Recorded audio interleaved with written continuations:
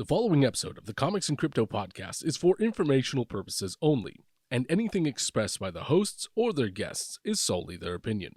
This podcast does not constitute financial advice, and anyone wishing to invest should seek their own independent financial or professional help. Have fun and enjoy the show. Hi, I'm Sean O'Hare, and I know comics. Hi, I'm Spencer Vogel, and I know crypto. Hi, I'm Kevin Lee Loader, and I don't know shit. This is the Comics and Crypto podcast. Comics and crypto, crypto and comics, collectors world in a digital age. Comics and crypto, crypto and comics, it's where the next billionaires will be made. It's comics and crypto. What is up, VeVe fam? We're back with another episode today, joined by the incredible video game expert UpUpCrypto. Hey, bud, how you doing? What's up, man? What's up, everybody? I told you we'd do a second episode very soon. Hey, I'm glad you're having me back. So that's awesome. Man, ready to dive in. I was really looking forward to this, man, especially with today's topic, because it's something that we talked about a lot in our first conversation, talking about the importance of stacking liquidity, specifically in VeVe Collectibles, having 50 commons versus one secret rare, which one's more significant long term. That's a really interesting debate, which translates in the physical space as well. Yeah, so that makes a lot of sense to have those conversations. And it does correlate perfectly with the collectible space. And I think it correlates perfectly with the collectible space across the board. But, I know we'll specifically talk about video games. But I will say this is what I tell everybody when it comes to VeVe. Man, we are early with VeVe. We are so early with VeVe. It doesn't matter what you get on VeVe. You should get it. And let me tell you why. So I went to AMC, and a whole bunch of people sent me their Jurassic Park tickets to get scanned from places, in other countries, because they couldn't come to AMC here. It was only a US opportunity. And so I went there and I scanned like 35 tickets in. The ticket taker did not know that. First of all, they didn't know that there was an NFT giveaway for that screening of Jurassic Park. Second of all, they've never heard of VeVe. They knew what NFTs were, but they didn't know very much. And so I explained the whole thing. Next thing I know, he's like, I'm buying tickets right now. And I watched him sign up for VeVe. So that's how early we are, man. So yeah. Absolutely. But the point that you're making is that is a good conversation piece. And honestly, what I try to do is with VeVe, I go for the secret rare. I actually keep ultra rares, secret rares, and commons. That's my that's kind of what I stack. But at the same time, it's kind of the same in video games. Like what kind of funds do you have? What are you available? What kind of available funds do you have to be able to stack? And so, some of us are unable to afford the ultra rares if we don't get them, or the secret rares on the drop, and we can't afford to stack those. But stacking the commons, because the commons are the original covers. A lot of folks, there is a lot of physical collectors. They want it to be the original. They want it to look like the original, smell like the original. They want it to be the original. So, I think it's incredibly smart to stack commons. I try to do a little bit of both. I can't afford to go out there and buy tons of secret rares, but I can afford to go out there and buy the originals. And so, let me show you and your audience a few examples of kind of what I mean by stacking things that would be an equivalent. So if you are like, Dr. Profit or somebody who has unlimited funds, I recommend that you stack Nintendo games. This is kind of like, from a video game collectible standpoint, Nintendo games, I feel like that's kind of I don't want to say the grails, because everybody throws grail around, but if you have sealed Nintendo games in your collection, that's what people really want to see. And if you have, the ones that were really popular, or the high IP, like Mario and Zelda, people are going to really want those. This is kind of like your secret rares in the video game world. And then so when you talk about stacking liquidity, I want to show you some modern things that you can stack, and some real life examples of hey, this is a real collector stacking things, and this is the reason why. So here is a stack of basically the same game. So this is Apex Legends, and there is a Lifeline edition, and then there's a Bloodhound edition. And this is what the Bloodhound edition looks. Now, this is why, so there's two reasons why I'm stacking this PlayStation 4 game. So I actually bought this entire stack for like $25, and it was $25 shipped to me. And so the reason why that's important is because you look at things, you look at, one, do you think that there's IP enough for it to move up in value in the future? Two, what is your entry point in that? So there's a couple reasons why I picked this particular game. And the first reason is Fortnite. So if you've never heard of Apex Legends, or if you've ever played Apex Legends, it's basically an online digital game that the vast majority of folks, they buy it digitally. I would say that probably 95% or more have only bought the game digitally. And so if you look at Fortnite, it's kind of a very similar release. So they released it digitally, and then there's few copies of the physical that have gone around. And if you have a copy of the physical, it's worth a lot of money. And so for me, Apex is starting to become more and more and more popular. There's tons and tons of players that play Apex Legends. I actually play it, so I think it's cool. I love Apex Legends. It's really an awesome game. I never played Fortnite. I do play some Call of Duty, some of Modern Warfare, et cetera, but like this is the main kind of battle game that I play. And so based on price and based on looking at Fortnite, et cetera, and also I think like in the future this one has an opportunity to go up in value. So the collector in me wanted it for me to have it in my collection, but then the speculator or the investor in me also picked it up. Let me give you another example of a modern game that I've stacked. So Fallout 4. So this one is a high IP game. Everybody knows Fallout. And if you look at the older renditions of Fallout, so if you look at Fallout 3 and some of the older Fallouts, even back to PC, they have all done extremely well. It's when you're picking out IP, it's very easy to pick out like the super high IP games, like the Super Marios, like the Mortal Kombats, like the Legends of Zeldas, the Mega Mans, very easy. But then there's that other layer of games that might not be as popular as, say, like a Super Mario, but they're still incredibly massive brands, like Grand Theft Auto, which is probably more along the lines of the Super Mario category, but like a Fallout, that's huge. Though, like the Uncharted series. So a lot of those, they're massive brands. They've sold, millions and millions of games. And so you look at it from the entry point. So I was able to pick up, I know I spent like $35 for those copies shipped to me. And so those are ones that I picked up recently. And those are ones that if you are looking at like games to buy now that you can speculate into, those are a couple examples of, a couple that I've stacked. One more example that I'll show you. This is a factory sealed case of Atari games. Oh, cool. I recommend, if you can, to try to get cases, because one, you'll normally get a better deal, and then also the condition. If you're going to look to get these games graded, the condition generally in a factory sealed case is going to do really well, and so you can search out like Atari cases or PlayStation 2, PS1.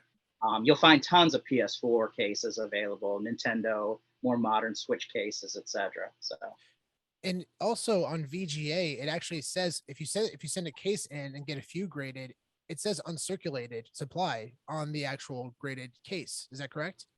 Exactly. Yeah. And they're strict about the uncirculated moniker, but as a collector, anything that you have in your collection that is more special than something else, I feel like we gravitate towards that. We're always like, as a collector, you're sort of a one-upper, kind of like, you're like, oh, I got an 85 plus. Oh, I got a 95. Oh, I got 100. Oh, geez. Exactly. And when differentiating value comes down to quality, of the actual item, it makes total sense that an uncirculated supply would be sold at a premium and people would pay a Yeah. premium for it because it's never been touched essentially Yeah. out of its Yes. manufacturing box, which is a huge And deal. yeah, and that's kind of what I hope for too. And I hope like in the future, because video game collecting is kind of like getting its feet under it and getting going. And I'm hoping that that's one thing that in the future people, do kind of look at. So one of the first big investments that I made in video games was a Grand Theft Auto 3 PlayStation 2 game, and it was a WADA 9.8, and that was my nostalgia, so that's why it was easy click for me. But also I found a great deal on eBay. There was a guy selling, I think he had 25, 30 games, and I reached out to him. Coincidence, he's in the Bay Area, so I actually met him in person, and I was able to buy 15 or 20 games for the same amount as I did for that 9.8. Which do you feel is more important to you? I mean, it really kind of comes down to what is your goal as an investor, but what's your strategy? Yeah, so let me tell you that it is incredibly difficult to get a 9.8 A++ grade. I mean, that is essentially the best grade that you can get from WADA other than a perfect 10.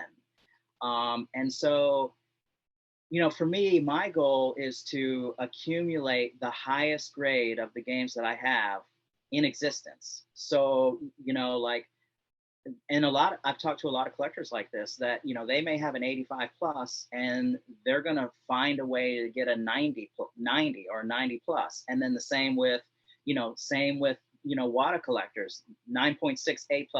Well, they want the 9.8 A++. So I think like for me, that is kind of my ultimate goal because I want that to sit on the shelf and I want to be able to say, this is the highest grade that you could potentially get. Now, if somebody got a 10, that would be amazing. But if you look at, the amount of games that go through to get graded, very few, relatively speaking, are going to get those super high grades. And so it's tough. And so the challenge is when you do find these things in the raw, even like them coming out of the case, they're not guaranteed to get 9.8s. I've sent in games that were fresh out of the case, and they were like 9.4s or 9.6s. So Wow. it's tough to get those high grades. And I know you experienced that in the comic book world. Oh, big time. Yeah. Because you see some of the big time comics, but the grades are like 4s and 5s. And so, yeah. And even taking that a step further, this is where it gets really crazy. So you have to crack your case to get it signed, right? At conventions and shows. So you get it cracked. And let's say you have a 9.8. Sometimes your comic will come back as a 9.6. And it just really depends on the grader. That breaks my heart because it should be a guarantee. If you're sending as a 9.8, it should be a 9.8 or better. I mean, that's just my opinion. But it also comes down to like you're exchanging like 10 to 15 different hands on its way to get graded.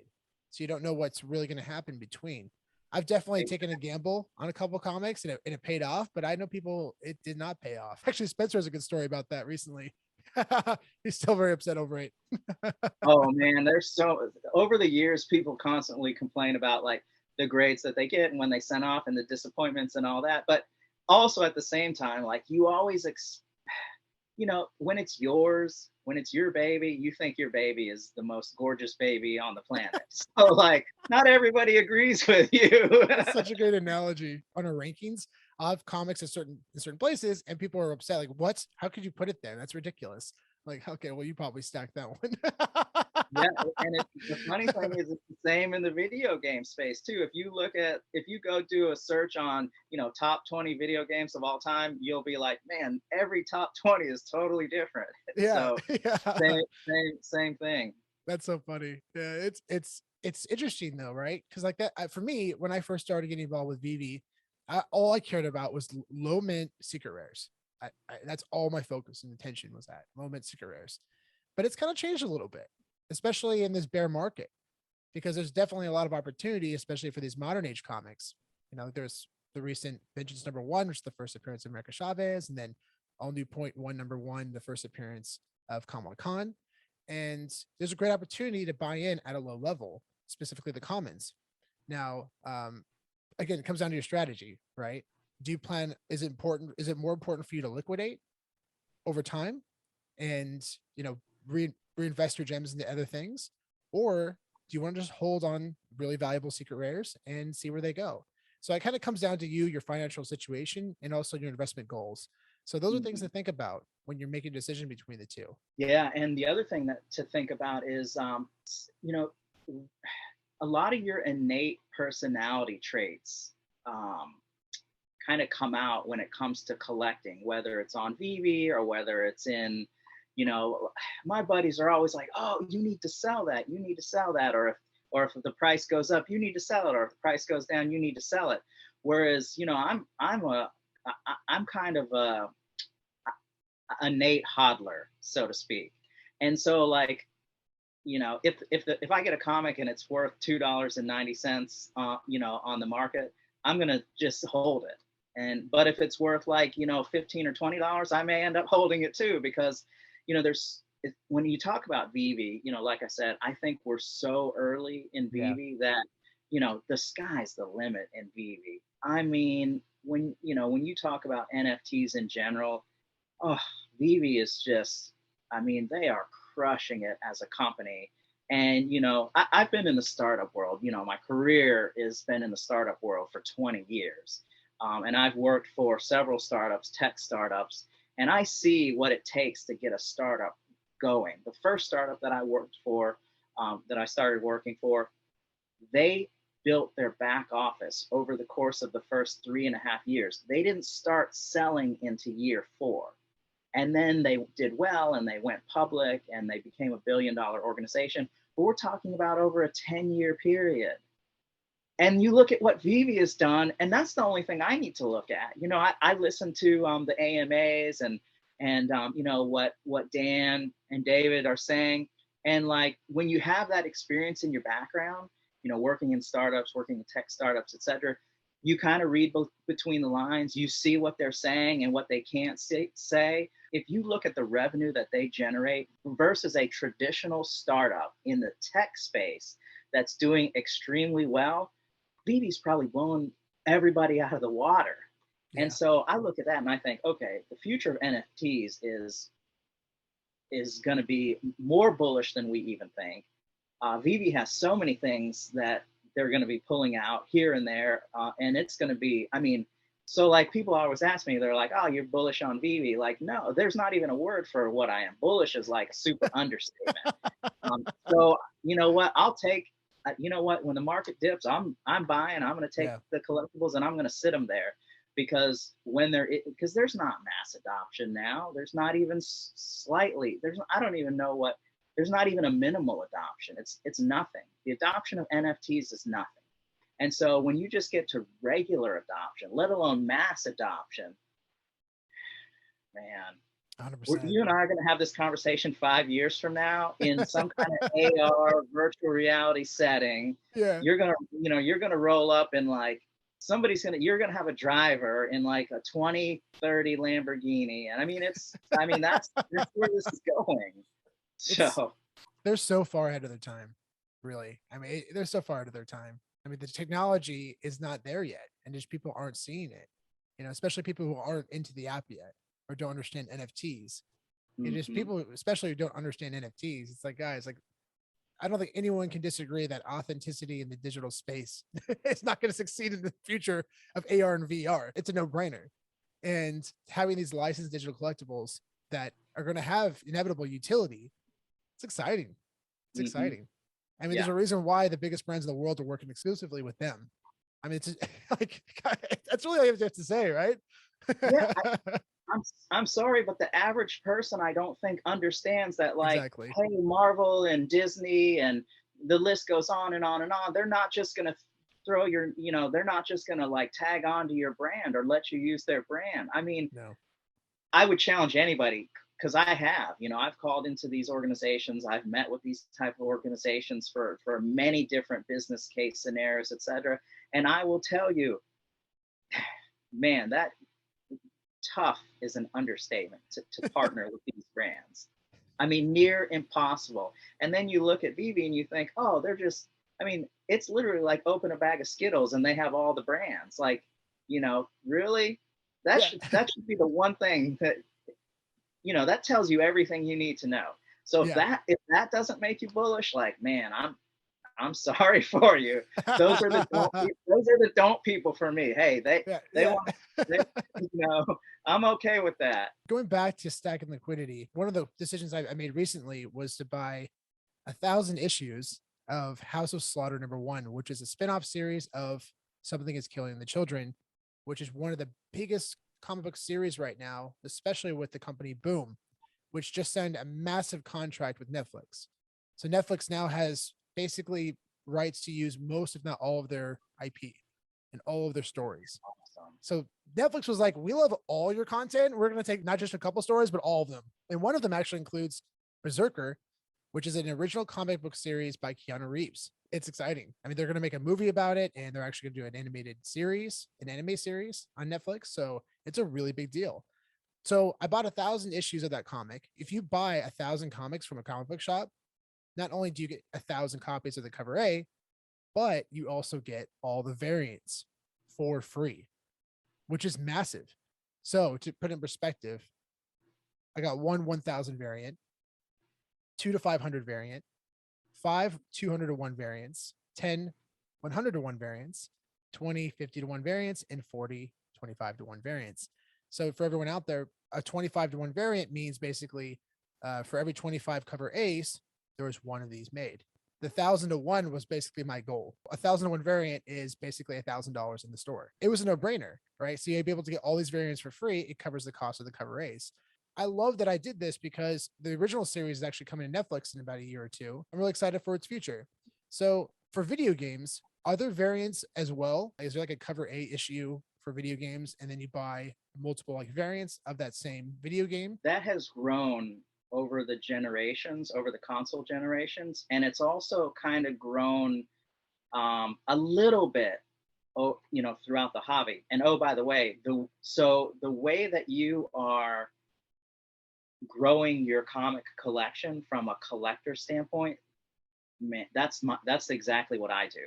I think it's so smart because you're getting and I don't even need to know what you put into it, but I already know that you will get out of it significantly more than you put in. And oh, by the way, you're going to have the best of each one. So like if you end up going and getting those graded, you pump in some more money, get them graded, and then what are you going to keep for your collection? Of course, the best one of each. So not only are you going to have the secret rare of that stack, but you're going to have the highest grade of that secret rare. And so kudos to you because you're essentially making all your money at your buy. And so when you bought those, you knew you're making money.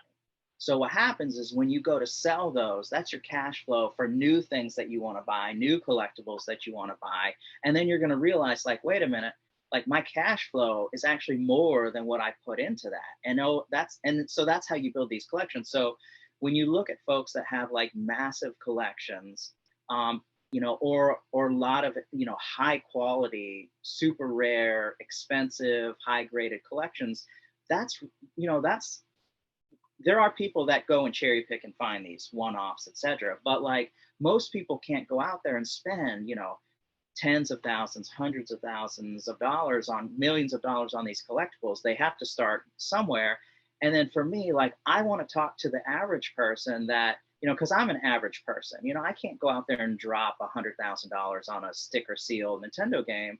I've got to figure out how to get to that point, work my way up to that point. I've got to do little things here and there to grow my collection. And what you said that you just did is exactly how you do it. You go out there and buy something in bulk, and you may have to flip a lot of those right away so you can get your money back, but that's okay because that's how you do it. But to get back to your question is, so you look at like Nintendo, Super Nintendo, like the Xbox era, PlayStation 2 era. I think PlayStation 2 games, there were very few variants, very few collectible games. Next time I'll have to show you a couple of those, just for your fan base. But as the new consoles have come out, so like PlayStation 3 started having a few more variants, PlayStation 4 a few more variants, same with Xbox, same with Nintendo. Now I think you're starting to see more variants. Now you've got like limited editions, special named editions, collector's editions, and there are variant covers. So like limited run games, they'll release like a limited run of a game, and maybe they have 2,000 copies of one variant and 2,000 like a variant cover. And of course, like I want both. Like if you have like a Shanti game, or and it's the same one, Pirate's Curse, but they have two different variants. The Shanti collector wants both of those, and they're both going to be valuable, and they're going to be equally as desirable. And the challenge or the cool thing about that is they know what they're doing. I can't have one Shanti if I know that there's two out there. I got to have them both. And so that's the collector in us. We have to do that. And so you're seeing it more and more. Not as much as say the comic world or book collecting world. There's a lot of variance in the music world, etc., from a collectible standpoint, but it is morphing, and there is more and more of that. You're seeing a lot more as time goes by and the new generations start coming out.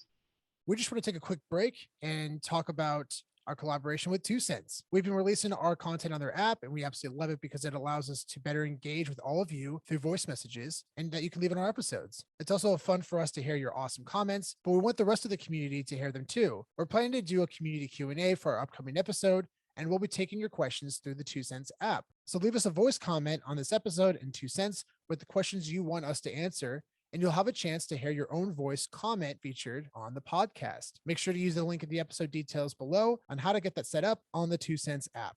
So let's dive into some questions. This is some questions that we got from the community. Big shout out to everybody who reached out to us. Our first question comes from Realist Me RC. Big shout out to Ryan, a very active and amazing member of the community. I feel like millennials are getting older with discretionary income and starting to invest in their nostalgic childhood memories. Do you see video game grading as the next generation's comic books? It's a great question. Yeah, that is a great question. That's a really good question. And sort of. Yes. And I think it's a little bit different. And you're probably going to have a little bit more expertise. So I want you to ad lib on this question as well. But like growing up, I did read comics, and I had comics, and I did have friends that had comics and grew up reading comics, etc. But like not as many as people. I think nowadays, like everybody plays video games. Like people are on their mobile phones playing video games, on mobile apps, on pads, my little nieces and nephews, they're like 4 years old, and they're on their pads playing video games, and they're on their computers playing video games. So like I feel like video games are much more ingrained in society today than maybe comics were back in the 70s and 80s. So I think, I think that there can be a much higher trajectory when it comes with collectible games, because I think what's going to happen is, because the market is, so large from a video game perspective, and I think it's just going up. I mean, even if you look in the crypto space and the NFT space, the one thing that everybody talks about is, gaming, where these NFTs are moving towards gaming, etc. And you don't even have any big IPs that are in the gaming space. Like you and I chatted about Grand Theft Auto. Imagine putting, crypto and Mario together and NFTs together, or Pokemon, when Pokemon, or any of that stuff. So I think yes, a little bit, but I think the trajectory will be a lot. I think it'll be a much more significant grade upwards in the video game space. Absolutely. It's interesting, especially recently, I've come to learn on VeVe, a lot of the people in the community were never really collectors. The majority of people were never collectors until they got involved with VeVe. And not only becoming passionate about these NFTs, but also they're starting to buy physical collectibles as well, which is really exciting. But even then, I'm very curious how many people actually read the comics, because these comics are connected to characters that they love in the MCU, that they love in films, or even just games growing up. So that's the interesting question, right? Whereas these video games, people actually played them. Probably a lot of people who are collecting on VeVe right now played video games. I would say the majority of people probably did, or currently do. And what's fascinating is when you buy a comic book, you can buy it and still enjoy it. And if you keep it in a relatively safe place, it can still be of good quality over time. Whereas a video game, you buy it to open it so you can play it, so you can enjoy it. So you don't have that flexibility. That's what separates the two. People have a really deep connection with video games, really deep connection. Well, let me add one thing to your point before I forget too. So the interesting thing about comic books is, when you read a comic book, you most likely will read it once or maybe twice. With a video game, I mean, you're coming home from school, you're getting your school clothes off, book bag off, and all that, and you're sitting down and you're playing Mario like you've done every day for the past 2 years. Exactly. And so you're like bombarding yourself with this, Super Mario game or Legend of Zelda game. And so, I think like when you look at certain collectibles, your engagement level with that collectible is, exponentially greater in the video game space. And so, I think maybe a close, maybe something close would be like specific toys. Like growing up, a lot of folks played with, whatever Transformers or Teenage Mutant Ninja Turtles or Barbies, etc. And so you engage with those toys and you interacted with those toys. And when you weren't engaging or interacting with those toys, you still had them kind of near you. You had them displayed, you were setting them up, you were doing all kinds of crazy things. So I think it's somewhat close, but I think the video game space is there's so much immersion that I think that there is an acceleration, and I think the acceleration will be significant from that perspective. Absolutely. And that's really when it clicked for me. That's when it started to make total sense. Aside from it being a tens of $1 billion market, tens of billions financially, it just crushes it. The gaming market continues to grow every year, but also these video games, these physical video games are going to be obsolete. They're going to become CDs, DVDs, VHS tapes. They're going to disappear. GameStop is probably going to be the next Blockbuster. It's on its way out. Everything's going digital. It's inevitable, unfortunately. So what's going to happen when all these physical games are gone, right, from the stores? Well, people are going to want to start collecting them because it's connected to their nostalgia. And that makes total sense to me. Total sense. Comic books, though, I don't see comic books going away because that market's still absolutely crushing it. But for physical video games, I think it's going to be a shorter time because it's just more convenient for a lot of people, especially like Grand Theft Auto 5.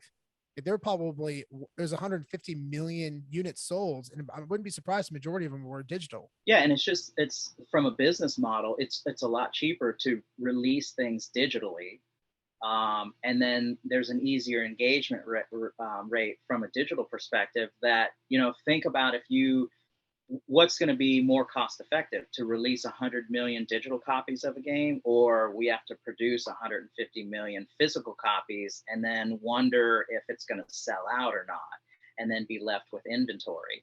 And so, when you look at that, when you look at it from that perspective, you think, oh, wow, that's true.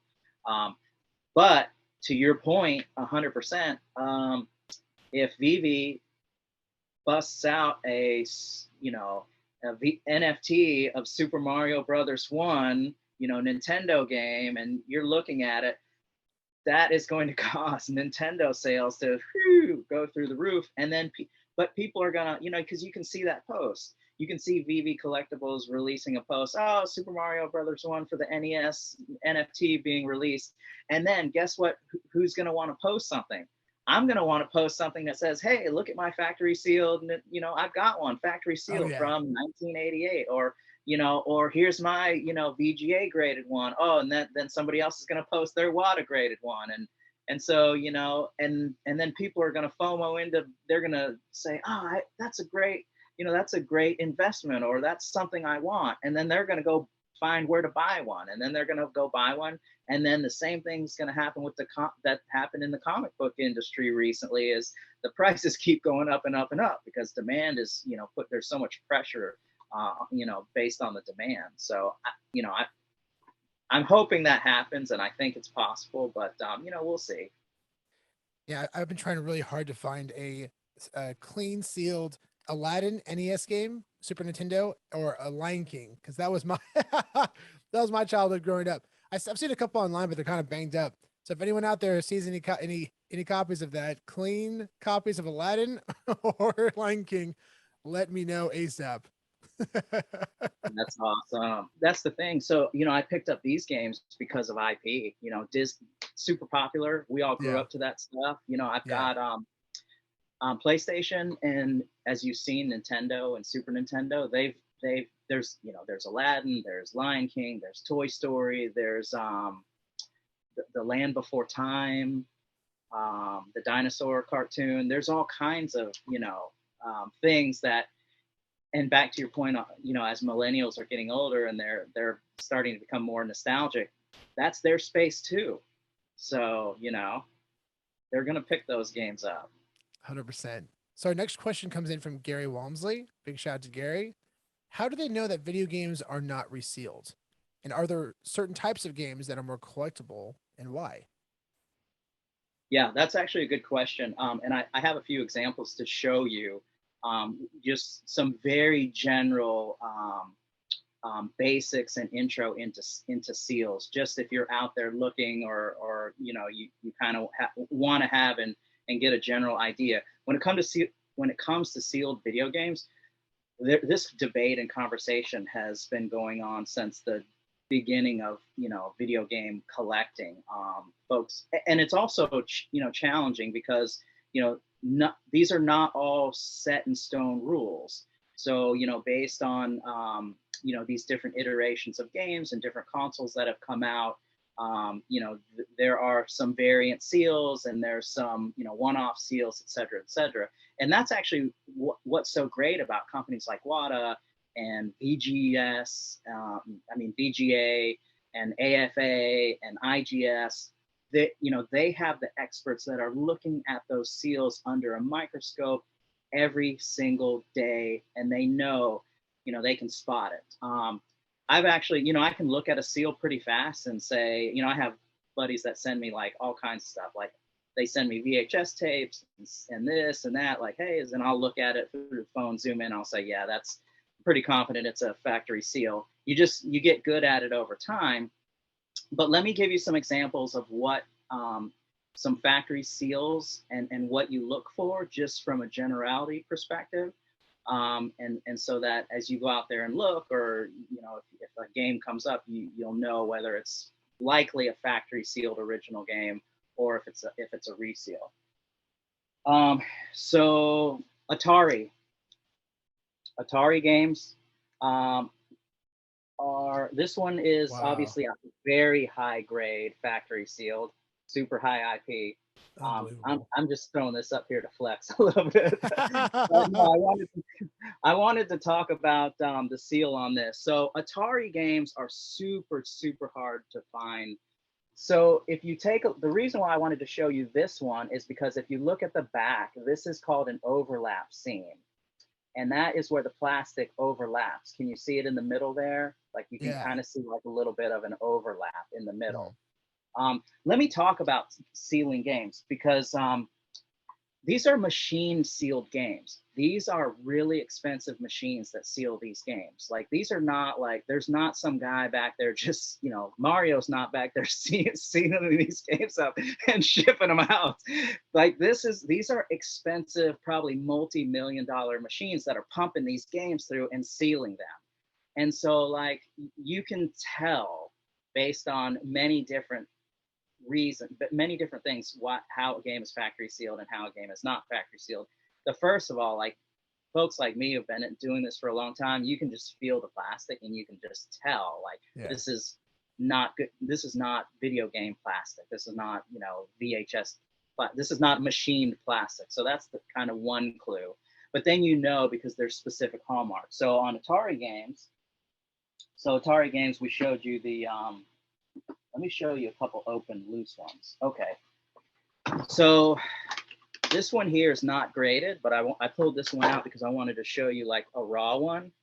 So here's a Miss Pac-Man. This is authentic factory seal, and you can see like the seams down the middle, the seam down the crease there. And then the hang tag is a good indicator that it's a factory seal. And then back in the day, they didn't always put games in plastic. So, for instance, if you have old Nintendo games, you know, they talk about the old sticker seals, the black boxes. They weren't sealed in plastic; they were loose. Here's an example of that, an Atari one. And so this is an Wow. authentic factory sealed way back before they started sealing them in plastic. And as you can see, this one's pretty easy to tell that it's a factory sealed. I mean, it's, you know, the quality of it is just, it looks like it just, you pulled this off the shelf from 1980. So, Wow. and this one is like super tough to find in this type of condition. So those are some examples. Well, let's fast forward a little bit. Oh, so if you're going for Nintendo games, there are iterations of Nintendo games outside of this. So we won't talk about those iterations. Otherwise, this will be a whole long program by itself.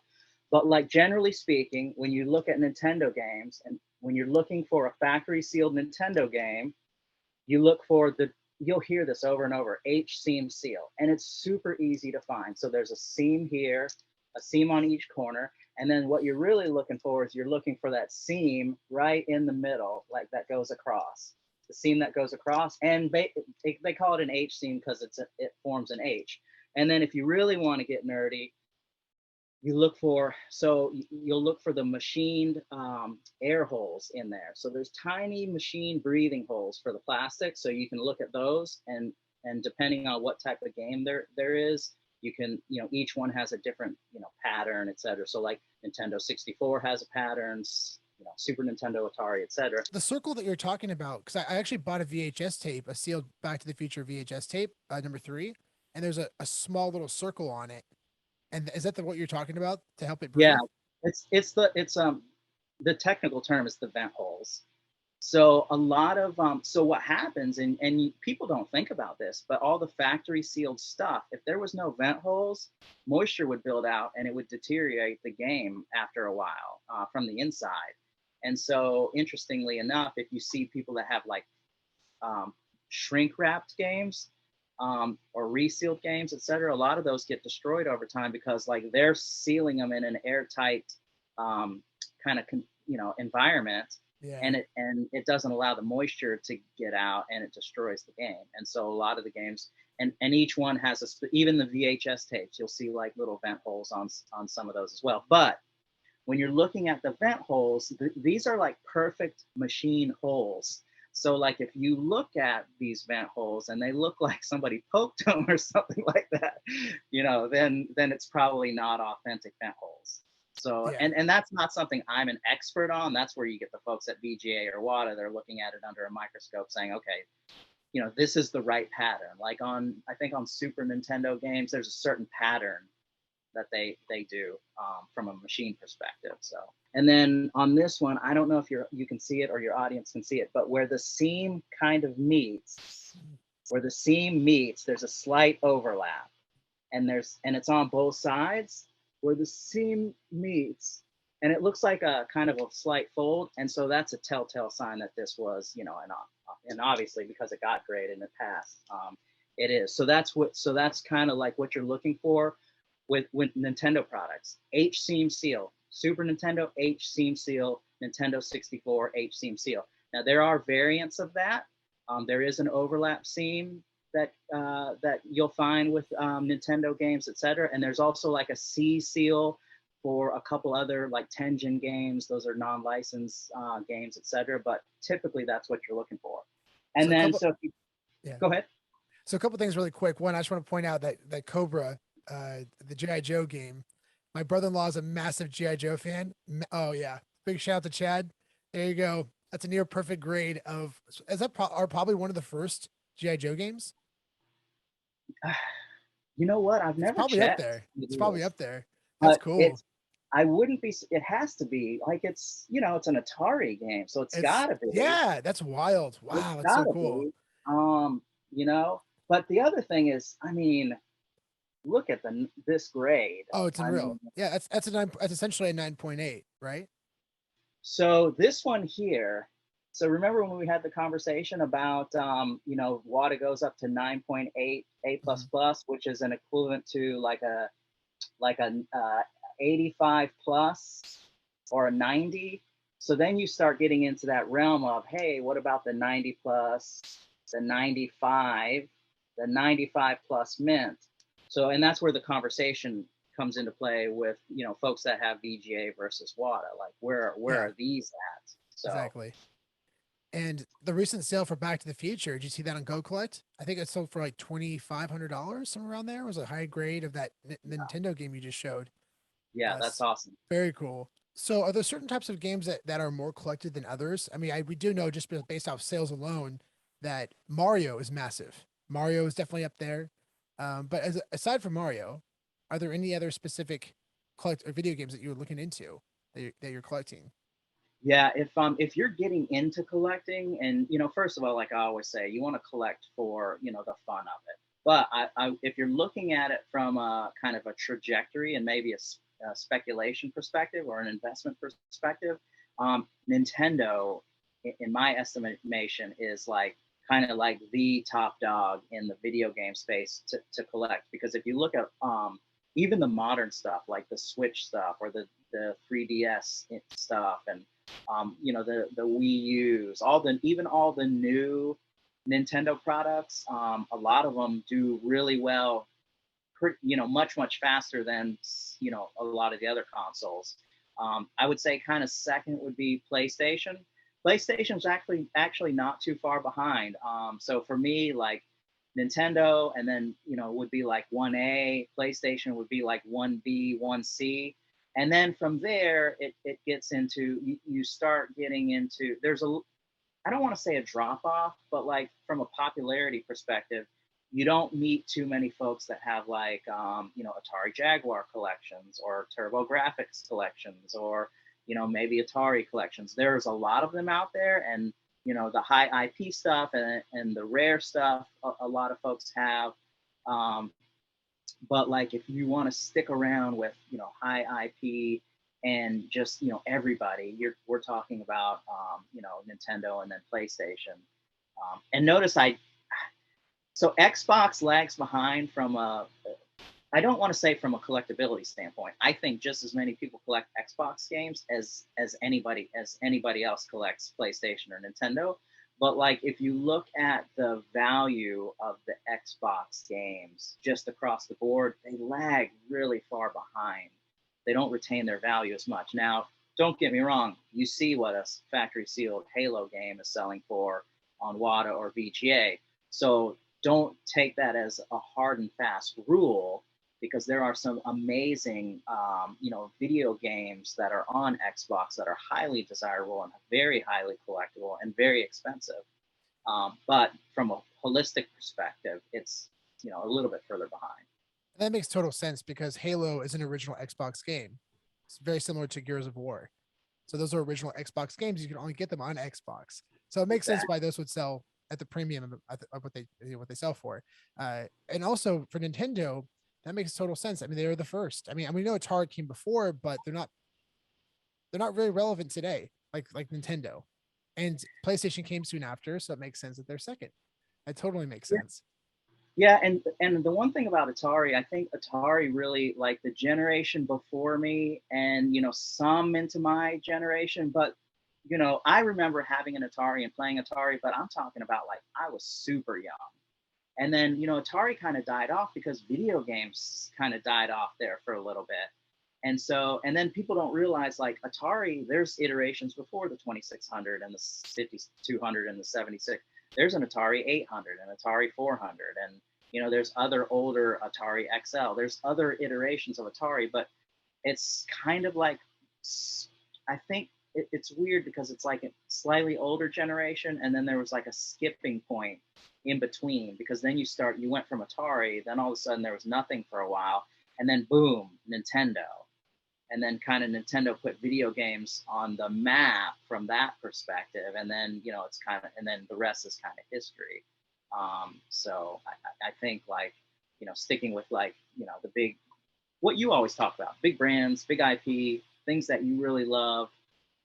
You know, millennials weren't really playing Atari games. I think that's going to be like a lag.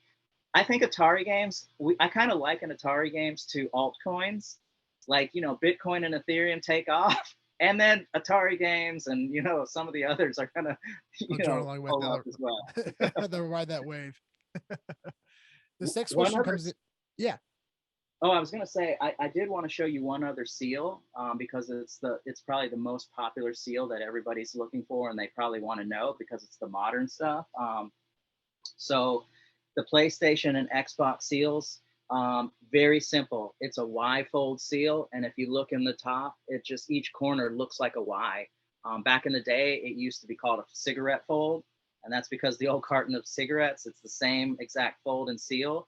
But if you're out there looking for like factory sealed, you know, Nintendo games from PlayStation 1, they have the Y fold seal, and PlayStation 3, PlayStation 4, PlayStation 5, they've all done the Y fold seal. So very, very easy. Now, there are exceptions. You'll see different seam seals based on different iterations of the game. So if it has a slip cover, it's not going to have a Y fold seal, maybe. So, and that's not even true in every instance. It may have the slip cover might be outside of the factory sealed. It might be inside. If it's inside, it's not going to have a Y fold. And then sometimes now they put like some additional content. So they'll add some content to the game, but they'll pack it on the outside of the game, and then they'll seal it, but it won't be a Y fold seal. It'll be a seam seal. And then from that point, you're going to want to look at, you know, the gauge of the plastic. You're going to want to look at the, you know, the vent holes and stuff like that. But Xbox games, Y fold seals, and the modern PlayStation games are all Y fold seals. So super easy to tell, super easy to figure out. And then if you're looking at like the Nintendo stuff, it's the stuff that we just talked about, the H seam seals, etc. That's awesome. That's awesome. So this last question comes in from West Game. Big shout out to Wes, active member of the VeVe community. Is it worth putting away any modern games away? I still haven't opened Evolved Halo game with a case in mint condition. Is it worth having it graded? Yeah, that's a good question. So currently, VGA does not grade. I mean, and some of these rules they may have changed since, you know, sometimes when you get things graded for so long, or when you're doing things for so long, you don't always know the latest iteration or the newest rule or the newest change, etc. But VGA only grades factory sealed games. They also do it's called qualified. And so what happens is, if there is a factory sealed game, but like the plastic is really damaged, or there is a, you know, like an issue with the seal, or sometimes what they can do is they can open the game and inspect it and verify that it actually was a factory sealed game, and then they'll give it a qualified grade.